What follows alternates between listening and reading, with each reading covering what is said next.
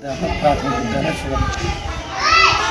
जितेंद्र जी, ऐसी खबर है कि आपके साथ कभी जो एसडीएम हो गई हैं ज्योति मौर्य जी, वो शिक्षिका के रूप में रही हैं और उन्होंने काम किया। क्या यादें आपकी किससे हैं उनसे जुड़े हुए, क्या आप हमें बता सकते हैं? मैं जब नेलोई प्राथमिक विद्यालय में प्रधानाध्यापक था, उस समय संकुल प्रभारी का भी चार्ज था। तब ये प्राथमिक विद्यालय हिंडौरा में सहायक अध्यापक प्रशिक्षु के रूप में आई थी 2015 में, और उसी समय इनसे बातचीत हुई थी तो उन्होंने ज्वाइन किया। 8-9 महीने रही यहाँ। उसके बाद ये यहाँ से चली गई मलाजनी सहायक अध्यापक के रूप में। उसके बाद ये समीक्षा अधिकारी या एसडीएम बनी। उसके बाद इनसे हमारी कोई बातचीत नहीं हुई, आज तक कोई जानकारी नहीं, इतनी जानकारी।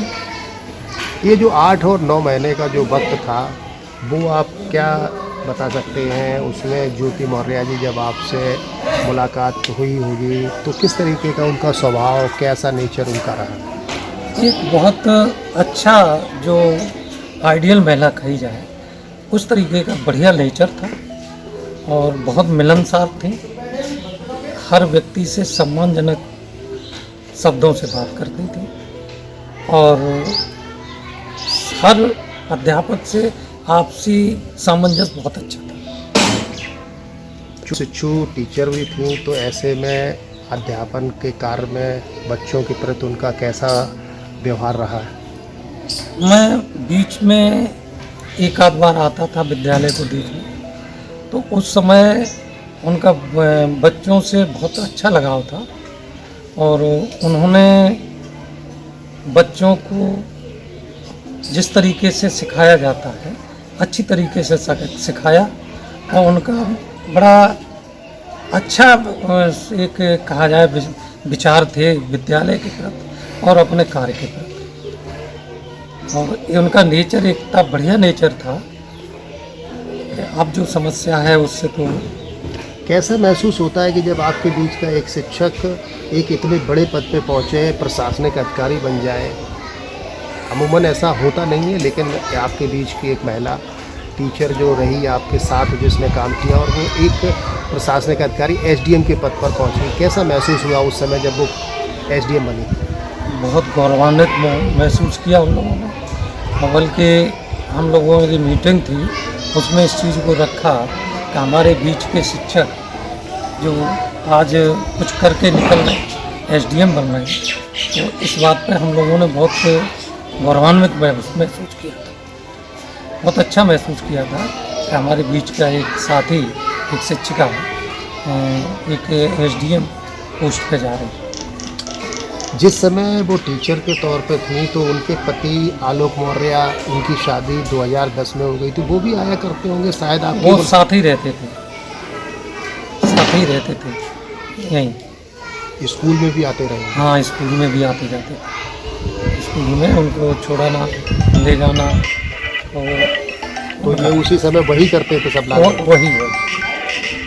अच्छा, इस समय एक नई चीज़, नई कहानी चल रही है, दिखाई दे रही है, सुनाई दे रही है, आपने भी सुनी होगी उनकी ये कहानी, नई कहानी। इस कहानी को देख करके क्या लग रहा है, क्या कहेंगे इस कहानी पर? क्या आपके विचार हो सकते हैं? दोनों लोगों के बीच में एक अनबन जैसी स्थिति हो गई, तब जब वो यहाँ दोनों लोग थे तब ऐसी स्थितियाँ नहीं रही होंगी, लेकिन आज जो बदलाव देख रहे हैं। मैंने जब वो पहली बार उस पर सुना और पेपर में एक में पढ़ा तो थोड़ा अचंभित ज़रूर हुआ, क्योंकि उनका नेचर हम लोगों को ऐसा महसूस नहीं होता था। ऐसे ही नहीं भी कि ये क्या हुआ, कैसे हुआ। अब इस संबंध में तो विशेष हम नहीं बता सकते हैं, लेकिन बड़ा अच्छी महिला, बहुत सामाजिक महिला। अब इस तरीके की खबरें आ रही हैं कि दोनों लोगों के बीच में फिर से पैचअप होने जा रहा है, तो आप क्या कह सकते हैं? एक साथ दोनों लोग फिर से उसी तरह से रहें जैसे पहले रह रहे थे? अब जिस तरीके से पहले रहे हैं तो मुझे तो यही एहसास हो रहा है कि संभवतः वो उसी स्थिति पे पुनः लौट आए। आप चाहेंगे भी ऐसा हो? मैं तो बहुत अच्छे तरीके से चाहे, क्योंकि मेरे बीच के इस तरीके से किसी शिक्षिका या किसी महिला अधिकारी की ऐसी बात होती है तो उसमें थोड़ा कष्ट तो होता है।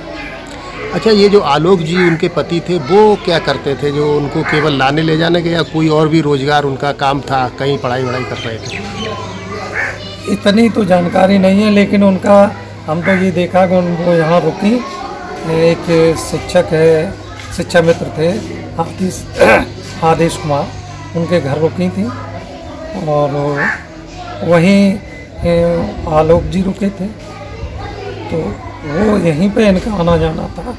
इतनी ज़्यादा हमसे संपर्क में अधिक नहीं थी। उस समय जब वो टीचर यहाँ थी उस समय बच्चे वगैरह थे उनके क्या? हाँ, उसी कार्यकाल में बच्चे शायद हुए, जुड़वा बच्चे बताए गए, 2 बच्चे तो थे, बच्चियाँ थीं 2। ठीक। पीसीएस ज्योति मौर्य। कौन कहता है आसमान में सुराख नहीं हो सकता, एक पत्थर तो तबीयत से उछालो यारों। सचमुच तबीयत से उछाले गए पत्थर ने आसमान को छेद कर अपना लक्ष्य पा लिया। ये पत्थर था दृढ़ आत्मविश्वास का, कड़े परिश्रम का और सतत लगन का। शादी के बाद मेहनतशील महिला ने शिक्षा के बूते पीसीएस अफसर बनने का मुकाम हासिल किया। ज्योति मौर्य को यूपी में आज हर कोई जानता है। पति से हुए विवाद के बाद उससे जुड़ी खबरें कई राज्यों और जिलों से आने लगी हैं, लेकिन महिला ने शिक्षा के बलबूते एक ऐसा मुकाम हासिल किया कि वो एक जिले में बड़े पद पर है। ज्योति मौर्य वाराणसी की रहने वाली हैं। बछबल के आलोक मौर्य की शादी बनारस के चिरीगांव निवासी ज्योति मौर्य से 2010 में हुई थी। ज्योति को पहले शिक्षक की नौकरी मिली। ज्योति ने मेहनत की और फिर 2016 में उन्होंने पीसीएस परीक्षा पास की। इस बीच 2015 में उनकी 2 जुड़वा बेटियां भी हुईं। ज्योति मौर्य इस समय बरेली की चीनी मिल में जनरल मैनेजर के पद पर तैनात हैं। आलोक और ज्योति की 2 जुड़वा बेटियां हैं, जो फिलहाल ज्योति के साथ ही रह रही हैं। उन पर कई आरोप लगे हैं, हालांकि अभी तक आरोपों की पुष्टि आधिकारिक रूप से नहीं हुई है। ज्योति के पिता पारसनाथ मौर्य ने उनके पति आलोक के खिलाफ भी आरोप लगाए। उन्होंने कहा कि आलोक ने झूठ बोलकर उनकी बेटी से शादी की। ज्योति के पिता ने शादी का कार्ड मीडिया में दिखाते हुए कहा था कि आलोक ने खुद को पंचायत अधिकारी बताया था। उन्होंने ज्योति के पिता ने आलोक और उसके परिवार पर धोखाधड़ी करने का आरोप लगाया। ज्योति मौर्य वर्तमान में बरेली के एक शुगर मिल में जीएम के पद पर तैनात हैं। ज्योति मौर्य के पति आलोक मौर्य ने उन पर तलाक लेने का दबाव और जान से मारने की धमकी, हत्या की साजिश रचने का आरोप लगाया है। पति आलोक मौर्य ने आरोप लगाया कि उनका अफेयर नोएडा में तैनात होमगार्ड के कमांडेंट के साथ चल रहा है। आलोक ने कहा कि ज्योति उन्हें मारने की धमकी दे रही हैं। आलोक ने आरोप लगाया कि उनकी पत्नी और होमगार्ड कमांडेंट 2020 से एक दूसरे के संपर्क में हैं। आरोपों को लेकर मोबाइल फोन व्हाट्सएप पर की गई चैट बातचीत भी सार्वजनिक की थी। इस जांच के बाद होमगार्ड कमांडेंट मनीष दुबे को निलंबित किया गया है। 2010 में आलोक से शादी, 2015 में 2 बच्चियों का जन्म, 2016 में यूपीपीसीएस की परीक्षा में सिलेक्शन, कौशाम्बी, प्रयागराज, जौनपुर, प्रतापगढ़ और लखनऊ में तैनाती। वर्तमान में बरेली की चीनी मिल में प्रबंधक का जिम्मा है।